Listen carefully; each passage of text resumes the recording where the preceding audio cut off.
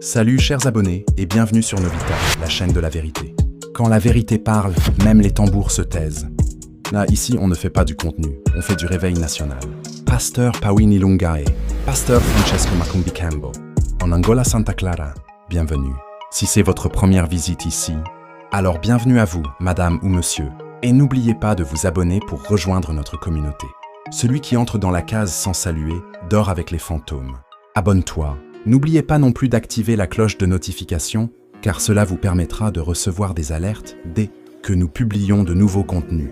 Quand la cloche sonne, le village sait que le feu est proche. Active-la, même si tu es en pleine sieste diplomatique. Un grand merci aux membres de l'ancienne chaîne qui retrouvent cette nouvelle adresse, comme Grégoire Sombolayi à Kinshasa. Quand le fleuve change de cours, les poissons fidèles le suivent. Grégoire, toujours là, même quand YouTube joue à cache-cache. Bienvenue à Papa Patrick Bolima à Kisangani, un patriote congolais discret mais important. Le baobab ne crie pas mais son ombre protège tout le village. Papa Patrick, le silence qui parle plus fort que les discours. Maro Hipolin, notre correspondant à Bukavu. Nous avons tout reçu Maro Hipolin. En ce qui concerne Vital Kamerhe, nous allons aborder le sujet en profondeur. Il est important de rappeler que Novita accorde une grande importance à tout ce qui touche à la souveraineté du Congo et aux ambitions démesurées de la communauté Tutsi. Aujourd'hui, nous allons aborder un sujet de plus en plus préoccupant. Lorsque Novita insiste sur un thème, cela signifie qu'une nation tout entière pourrait être en péril. Paulo Ngonga Willow à Luanda. Quand le griot hausse le ton, c'est que le roi a perdu son épée. Et Novita insiste, c'est que même les pierres veulent témoigner. Évangéliste Robert Mangiro, des Congolais ayant fui les atrocités, décident de retourner chez eux, dans des zones occupées par les Rwandais. Mais leurs maisons et leurs terres sont désormais occupées par des Tutsis venus de nulle part. King combat le sage. Quand l'étranger plante ses racines, le propriétaire devient visiteur. Ils reviennent chez eux, mais trouvent des locataires avec des fusils. L'armée congolaise a décidé de confronter les jeunes Wazalendo pour imposer l'installation du général Gassita dans l'axe Uvira-Fizi, tandis que les troupes rwandaises attendent dans les affrontements FARDC Wazalendo, pour tenter de pénétrer dans les hauts plateaux et récupérer Minambwe.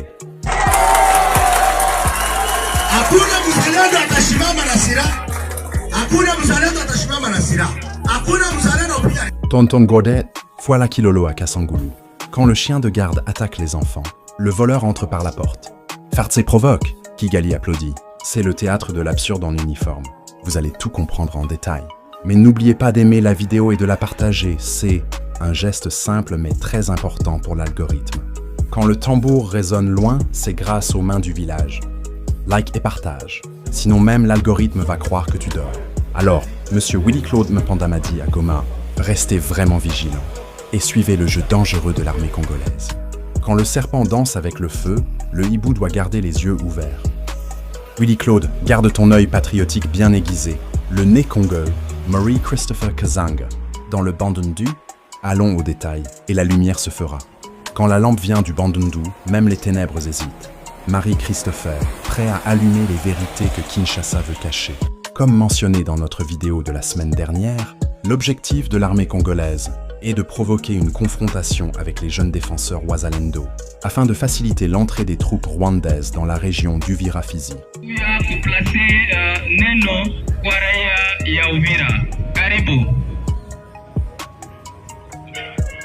Uvira tuko! Uvira tuko! Kulitunga banani! Tunga banani! Sawa, mimi nasimama hapa kwa jina la General Mfalme Nyerere. Mimi ndio nasimamia kikundi chake kama president. Kwa kweli, hii hali imetufikia Uvira ni hali ya maajabu sana, wale ya kushangaza. Juu Uvira tuko na majenerali wengi Mkongo, lakini guvernema yetu imechagua tuletee Mnyarwanda tu huko Uvira. Na ile tumesema hatuko tayari kupokea Mnyarwanda Uvira. Kwa hali yoyote watu wa Uvira, kesho tuanzie Kavivira mpaka tusema mtu akupita, apite kwa tapita. Aone kama njia inafungwa yote. Sasa na mimi naikala Kiliba, lakini nimesema nifike hapa leo ni participe kwa hii mazungumzo ya kesho. Na kufutia kwangu tunaomba wale wa motari pita na moto kila wakati. Tutafunga na sisi kilipa. Pauline Onauchu à Kisangani. Quand le frère devient complice, l'ennemi n'a plus besoin de plan. FARDC joue au domino avec Kigali et c'est le peuple qui tombe. Une manœuvre que les troupes Tutsi tentent d'effectuer depuis plusieurs mois, sans succès et avec des pertes importantes des hommes et munitions. Salumu Sankara Nyundu. Quand la forêt refuse l'envahisseur, même les fusils se perdent. Minembwe résiste et les munitions pleurent dans les sacs. L'origine de ces tensions entre les Wazalendo, qui sont des fils du pays, et l'armée congolaise, souvent accusée de trahison depuis les plus hauts niveaux, remonte à la prise de Minembwe par les jeunes résistants congolais Wazalendo. Mitterrand, Mwanda Aboma. Quand les enfants du village se lèvent, même les chefs corrompus tremblent. Minembwe. C'est le cri du peuple que les généraux ont essayé d'étouffer. Il est important de noter que la capture de Minembwe est perçue comme un coup dur pour la communauté Tutsi à l'échelle mondiale, car ce lieu était considéré par eux comme le point de départ de leur projet de création d'un État Tutsi au Congo. Franklin Irung à Kinshasa. Quand le rêve est bâti sur les terres volées, le réveil est brutal. Minembwe n'est pas une capitale virtuelle. C'est le cœur du Congo qui a parlé. Ce que les Wazalendo ont accompli a été jugé comme impossible à réaliser, car la coalition Ngomino, Red Tabara et Twirwaneho s'y étaient bien enracinés depuis de nombreuses années. Même Mobutu avait laissé la présence de ces groupes Tutsi dans cette région. Sosten Kazanzu. Quand le passé tolère l'ombre, le présent doit allumer le feu. Même Mobutu avait laissé faire. Mais les Wazalendo ont décidé d'écrire une nouvelle page. Cependant, face à un peuple déterminé, qui a compris que la présence des communautés Tutsi rwandaises, ougandaises et kenyanes à Minembwe menaçait l'existence de la race bantoue congolaise. La priorité était de récupérer cette zone pour préserver la souveraineté du Congo. Zorobabel, Kambulu Makambu à Louisa. Quand l'identité est menacée, le silence devient une trahison. Minembwe n'est pas un débat ethnique, c'est une question de survie nationale. Cela dit, il ne s'agit pas seulement d'une défaite pour les Tutsis, mais aussi d'un revers pour les autorités militaires des FRDC, qui n'ont pas considéré cela comme une victoire pour le Congo. Pires qu'Insona. Quand le tambour de la victoire est étouffé, c'est que le chef danse avec l'ennemi. Les FARDC ont oublié d'applaudir. Peut-être parce que leurs mains sont liées ailleurs. Depuis que les Wazalendo ont pris possession de ces territoires, l'armée a intensifié ses efforts pour affronter les fils du pays, en désignant le général Gasta sur l'axe Uvira-Fizi, pour permettre aux troupes rwandaises d'infiltrer la région, dans le but de leur donner une chance de pénétrer et reconquérir Minembwe.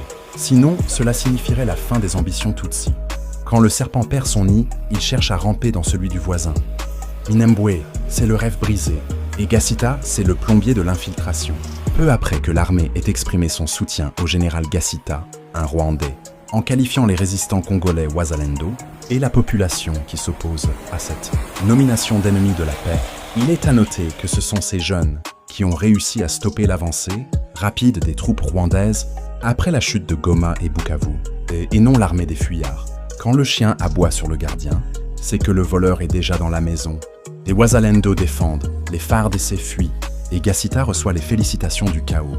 Profitant des tensions entre les fils du pays, Wazalendo et l'armée congolaise de brassage, Sultani Makenga lance déjà des menaces contre Kisangani, Kalemi et Kindu. Quand les frères se battent, les hyènes dressent la table. Makenga regarde le Congo comme un buffet sans vigile. Alors que les portes s'ouvrent, les voisins scrutent comment entrer sans résistance et dévaster tout sur leur passage. Quand la porte est grande ouverte, même le vent devient voleur. Le Congo devient un couloir diplomatique pour pillards en costume civil. Dans une vidéo diffusée sur les réseaux sociaux depuis hier, le leader militaire de la coalition AFC M23, Sultan Makenga, a informé les nouvelles recrues que la prochaine phase de leur entraînement se tiendra à Kalemi, Kindu et Kisangani. Quand l'ennemi annonce ses pas, c'est que le silence du chef est complice. Makenga fait ses stories pendant que Kinshasa fait des siestes. Cette déclaration est perçue comme une menace implicite. Alors que la situation sécuritaire continue de se dégrader à Uvira, une ville clé pour tout avancer vers le Tanganyika, Maniema et ailleurs. Quand la clé du royaume tremble, le château n'a plus de murs. Il reste le verrou. Et Gazita est le serrurier de l'ennemi. Pour l'instant, les autorités congolaises n'ont pas répondu et continuent de soutenir le général rwandais Olivier Gassita. Quand le chef applaudit le feu, le village devient cendre. Kinshasa soutient Gassita. Même les extincteurs demandent leur transfert. Alors que les Wazalendo surveillent les mouvements de l'ennemi, Ils doivent également faire face aux menaces de l'armée congolaise, qui est déterminée à affronter les jeunes défenseurs congolais Wazalendo. Quand le frère devient l'ennemi, le combat perd son sens. Les Wazalendo ont deux fronts, l'envahisseur et le traître en uniforme. Dès maintenant, un affrontement majeur entre les Wazalendo et les FARDC est à craindre. Il convient de noter que les FARDC sont divisés. Certains soutiennent Gassita, tandis que d'autres s'opposent à lui. Quand le tambour bat deux rythmes, les danseurs tombent en silence. FARDC version puzzle, une moitié patriote, l'autre en mode livraison express. De plus, les civils qui commençaient à quitter Uvira ont été stoppés à la frontière de Kamvivira. Seuls les Burundais présents à Uvira ont pu rentrer chez eux au Burundi. Quand la porte s'ouvre pour l'étranger mais se ferme pour le fils, le village pleure en silence. Kamvivira devient checkpoint de l'humiliation nationale. Le Burundi, très insatisfait de l'attitude des autorités congolaises, face aux menaces pesant également sur son territoire, a décidé de ne pas autoriser l'entrée aux Congolais fuyant les combats qu'ils ont eux-mêmes provoqués. Quand le voisin ferme la porte, c'est que ton feu menace sa cuisine. Le Burundi dit « Répare ton toit avant de demander mon parapluie ». Le général Makanani des Mai Mai Muzalendo a rejeté l'instruction des autorités militaires de Kinshasa concernant l'installation de Gassita dans la région, promettant un affrontement si nécessaire, tout en jurant de ne pas abandonner. Quand le lion refuse la laisse, même le dompteur tremble. Makanani ne joue pas au protocole, il joue au patriotisme musclé. Les forces RDF AFC M23 se tiennent en observation, prêtes à s'infiltrer dans les hauts plateaux en cas d'affrontement entre FARDC et Wazalendo. Quand les frères se battent, l'ennemi prépare le banquet. Le M23 attend le clash comme un invité VIP à une fête de trahison. La trahison devient manifeste au Congo, tout est désormais exposé, et la confiance du peuple envers son armée et ses dirigeants s'amenuise. Quand le masque tombe, même les statues pleurent. Le peuple regarde, et l'histoire prend des notes avec des larmes. Transplantation au Congo, de retour sur leur terre qu'ils avaient abandonnée face à l'assaut des rebelles du RDF AFC M23. Certains agriculteurs de l'Est du Congo ont fait une découverte désagréable. Leurs champs de chou-fleurs et de choux sont désormais occupés par de nouveaux venus, y compris des Rwandais. Quand le voleur cultive ton champ, c'est que la justice est en vacances. Même les légumes ont changé de nationalité pendant l'occupation. À son retour à Kibumba, Burunga, un Congolais, a trouvé sa maison en bois en piteux état. Ces terres étaient cultivées par des personnes étrangères qui s'appropriaient leurs biens, a-t-il déclaré. Quand la maison pleure, c'est que le propriétaire a été effacé. Burunga revient chez lui, mais c'est l'étranger qui lui demande ses papiers. Ces individus, vêtus de vêtements civils, buvaient de la bière avec des combattants du RDF AFC M23 et conversaient en Kinyarwanda, a rapporté Burunga, qui a vu un groupe de 5 d'entre eux traverser la frontière.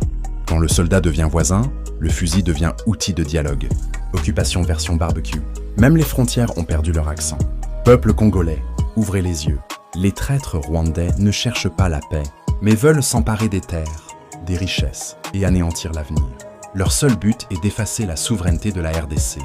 Quand le silence devient complice, la terre devient orpheline. Ce n'est pas une guerre, c'est une tentative d'effacement. Et le Congo doit écrire sa réponse en majuscule. Face à cette situation, les Wazalendo, défenseurs de la nation, déclarons avec force la patrie ou la mort. Aucun compromis avec l'ennemi. Chaque village, chaque colline et chaque pierre représente une arme de résistance. Quand le sol parle, même les fusils écoutent.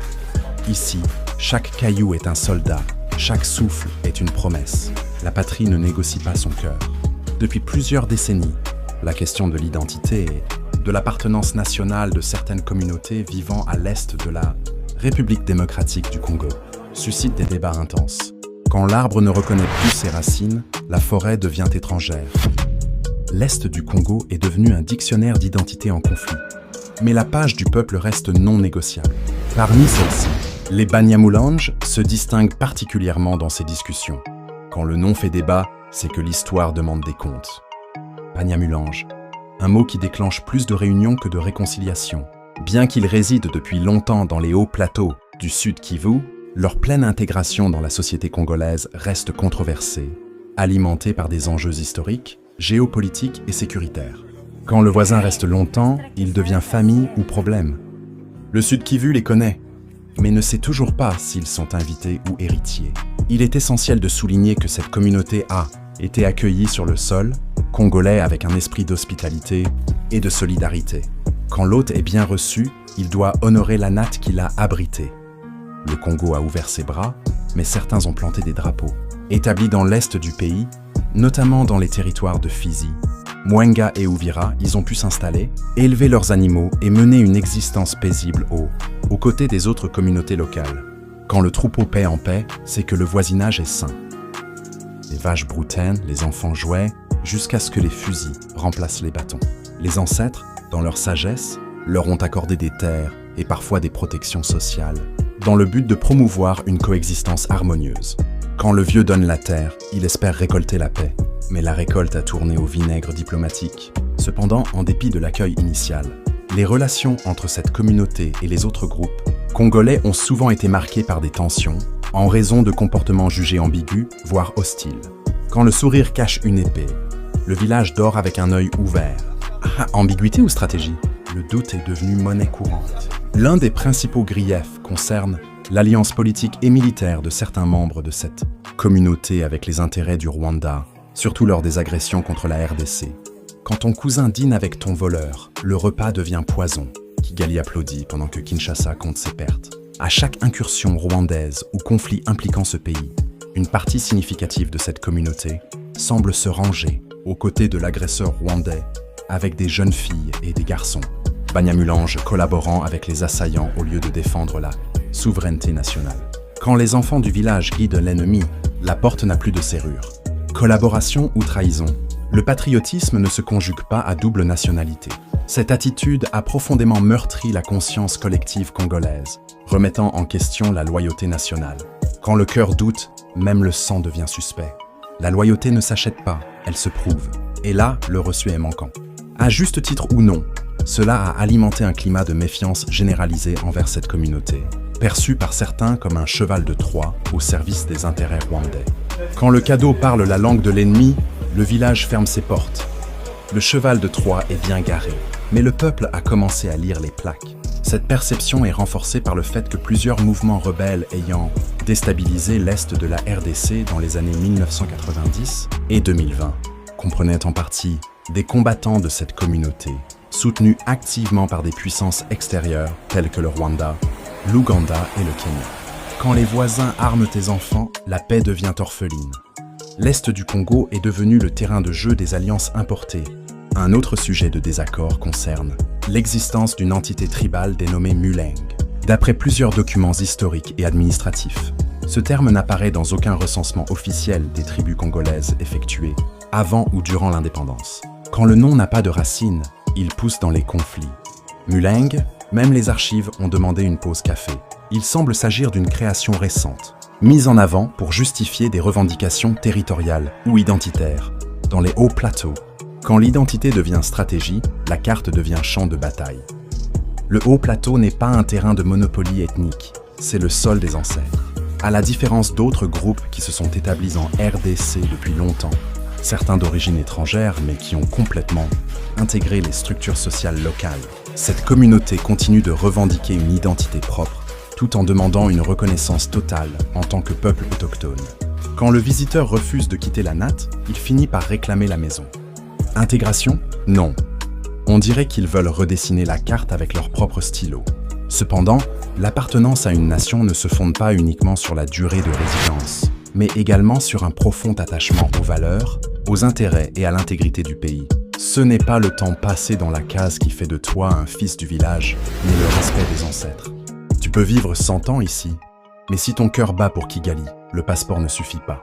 Nombreux sont ceux qui peinent à comprendre comment une communauté peut se déclarer congolaise tout en adoptant des attitudes qui semblent contraires à l'unité nationale. Quand le tambour bat à l'envers, même les danseurs se perdent. Congolais de nom, mais les gestes racontent une autre histoire. Au lieu de se tourner vers d'autres métiers tels que la musique, l'agriculture, l'entrepreneuriat ou le sport, cette communauté semble se concentrer uniquement sur la politique, la guerre et la violence. Quand la machette devient métier, la paix demande un congé. Pas de musiciens, pas de cultivateurs, juste des stratèges en camouflage. Il ne s'agit pas ici de remettre en question les droits fondamentaux de quiconque, ni de discriminer des individus ou des groupes en fonction de leurs origines. L'objectif est plutôt d'engager une réflexion profonde sur la cohésion nationale, la fidélité à la République et le respect du vivre ensemble. Quand le village parle, ce n'est pas pour exclure, mais pour guérir. Ce n'est pas une chasse aux sorcières, c'est une quête de vérité sans maquillage. L'histoire du Congo est caractérisée par une riche diversité ethnique et culturelle, et de nombreuses communautés venues d'ailleurs ont réussi à s'intégrer harmonieusement dans le tissu national, sans engendrer de conflits significatifs. Quand le palmier pousse sans déranger le manguier, le verger chante en paix.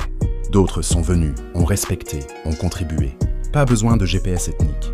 Le véritable enjeu réside moins dans les origines que dans les comportements perçus comme menaçants ou dans la confusion entre l'identité locale et la loyauté envers des intérêts étrangers. Quand le cœur bat pour l'étranger, le sol devient étranger aussi. Le problème n'est pas d'où tu viens, mais pour qui tu te bats quand le Congo saigne. Il est donc essentiel que cette communauté entreprenne un travail d'introspection et clarifie sa position par rapport à la nation congolaise. Quand le miroir est propre, le visage ne ment plus. L'heure n'est plus au slogan, c'est le moment de choisir entre le drapeau et l'ambiguïté. L'engagement envers le pays ne peut pas se limiter à des déclarations. Il doit se traduire par des actions concrètes, surtout en temps de crise, lorsque l'unité nationale est mise à l'épreuve. Quand la maison brûle, on ne récite pas des poèmes, on éteint le feu. Le Congo ne veut pas des discours, il veut des actes, surtout quand les flammes lèchent ses frontières. De même, toute tentative de réécriture de l'histoire ou d'usurpation d'identité, au détriment des véritables peuples autochtones, ne pourra être acceptée sans discussion ni opposition. Quand le voleur d'identité parle fort, c'est que le silence des vrais devient dangereux. L'histoire du Congo ne se falsifie pas avec des stylos diplomatiques. En fin de compte, une paix durable dans l'est de la RDC ne pourra être atteinte que si toutes les communautés affichent une position claire, honnête et respectueuse des principes de souveraineté et d'unité nationale. Quand la rivière coule dans la vérité, même les poissons chantent. La paix ne vient pas des compromis flous, mais des engagements clairs. Il ne s'agit pas d'exclure, mais de rétablir des vérités historiques, d'établir des règles précises pour la coexistence et d'éviter les ambiguïtés qui nuisent à la stabilité du Congo. Quand les règles sont claires, même le vent respecte la porte. Le vivre ensemble ne se construit pas sur des malentendus ethniques. La République démocratique du Congo est un État souverain qui ne peut accepter en son sein des forces ou influences qui compromettent son intégrité. Quand le lion dort, il ne partage pas sa tanière avec les hyènes. Le Congo est souverain, pas un salon d'attente pour ambitions étrangères. Congolais et Congolaises, rejetez la manipulation, rejetez la trahison, rejetez l'occupation étrangère. Quand le peuple se lève, même les montagnes changent de place. L'unité n'est pas une option. C'est le carburant de la résistance. Le sang des martyrs appelle à la justice et les Congolais ne renonceront jamais à leur terre sacrée. À bas les envahisseurs rwandais et longue vie à la résistance Wazalendo. Quand le sol est arrosé par le sang des héros, il devient sanctuaire. Le Congo ne plie pas, il se redresse, porté par les voix de ceux qui sont tombés pour qu'il reste debout. Merci chers abonnés et au revoir.